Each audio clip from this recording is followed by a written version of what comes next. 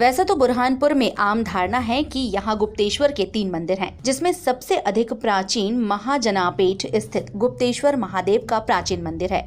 यह सबसे प्राचीन है। इसके बारे में इसका स्पष्ट उल्लेख है कि यह गुप्तेश्वर के मंदिर का महत्व काशी विश्वनाथ से भी अधिक है, क्योंकि यहाँ महाआरती के समय स्वयं ब्रह्मा, विष्णु और महेश विराजते हैं। इस मंदिर के बारे में स्पष्ट उल्लेख है कि बाईं ओर राजराजेश्वर, पीछे की ओर कामेश्वर और दाईं ओर 100 से अधिक शिवालय हैं। तापी पुराण में यह भी उल्लेख है कि अश्वत्थामा ताप्ती नदी से स्नान कर जब आते थे तो इसी मंदिर में पूजा अर्चना कर विलमार्ग से अरिसगढ़ पहुंचकर असिरेश्वर महादेव पर फूल चढ़ाते थे। इस फूल का प्रमाण आज भी असरगढ़ में देखने को मिलता है। यहाँ जो घंटा लगा है, इस घंटे को देख महाभारत काल के पहले की पुष्टि होती है। यहाँ जो नंदी जी विराजमान हैं, इनके सिंह वलयाकार हैं, क्योंकि इस प्रकार के नंदी जी महाभारत काल के पहले हुआ करते थे।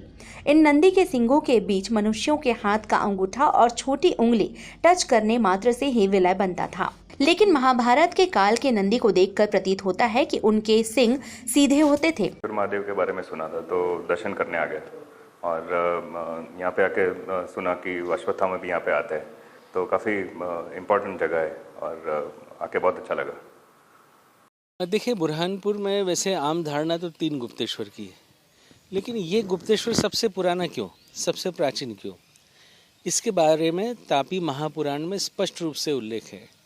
पहली बात तो ये कि बुरहानपुर, इसका वर्णन जो है वो ब्रिग्नपुर महात्म्य, तापी महापुराण में खंड है ब्रिग्नपुर महात्म्य 60 पृष्ठों का, उसमें पूरे डिटेल के साथ में इस नगर का विवरण दिया हुआ है।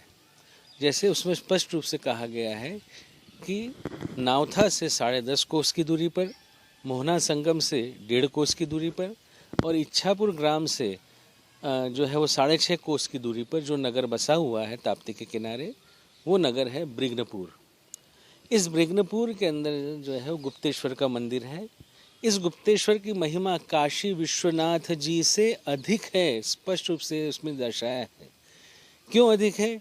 क्योंकि जिस वक्त यहाँ महाआरती होती है, उस महाआरती में साक्षात ब्रह्मा, विष्णु और महेश स्वयं उपस्थित होते हैं। इतना बड़ा विवरण, इतना बड़ा इस गुप्तेश्वर की महिमा को दर्शाया गया है। यही गुप्तेश्वर मंदिर जिसके बारे में मैं आपको कह रहा हूँ, वो ही क्यों, ताप्ती के किनारे भी तो सारे दूसरे गुप्तेश्वर मंदिर है, लेकिन इसी गुप्तेश्वर को क्यों कहा गया है? क्योंकि इसके बारे में स्पष्ट रूप से उल्लेख है कि इस गुप्तेश्वर के बाईं ओर नागेश्वर का मंदिर, इस गुप्तेश्वर के पीछे की ओर कामेश्वर का मंदिर और इस गुप्तेश्वर के सीधे हाथ की ओर 100 शिवालय, ऐसा विवरण।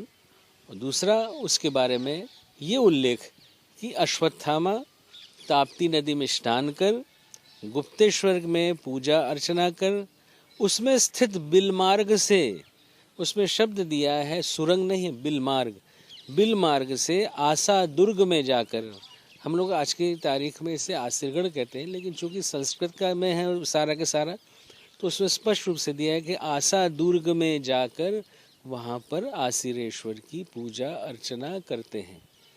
इसी वजह से मेरी ये दृढ़ मान्यता है कि ये जो गुप्तेश्वर का मंदिर, जो आज की तारीख में महाजनापेठ का जो क्षेत्र है, उस महाजनापेठ के क्षेत्र में स्थापित गुप्तेश्वर का मंदिर ही असली प्राचीन गुप्तेश्वर का मंदिर है। अब ये प्राचीन क्यों है, इसके भी कुछ प्रमाण हैं।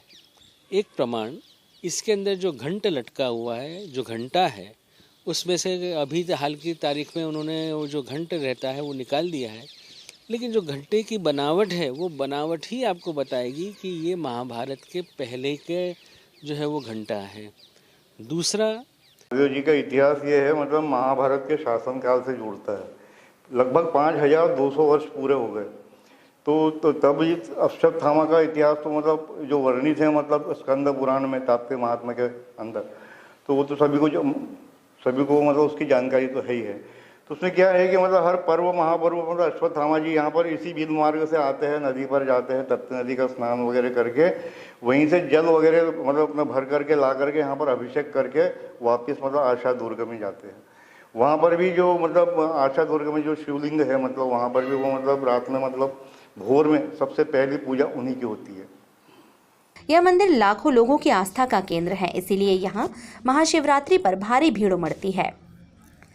टाइम 8 मध्य प्रदेश के लिए बुरहानपुर से ब्यूरो रिपोर्ट। मैं हूं सीमा वर्मा और आप देख रहे हैं टाइम 8 मध्य प्रदेश। अगर अब तक आपने टाइम 8 मध्य प्रदेश को सब्सक्राइब नहीं किया है तो टाइम 8 मध्य प्रदेश को सब्सक्राइब कर लीजिए, यह आपका अपना चैनल है। इसके साथ ही चैनल को लाइक, फॉलो और शेयर करना बिल्कुल मत भूलिए। हमें हमेशा इंतजार बना रहता है आपके कमेंट्स का।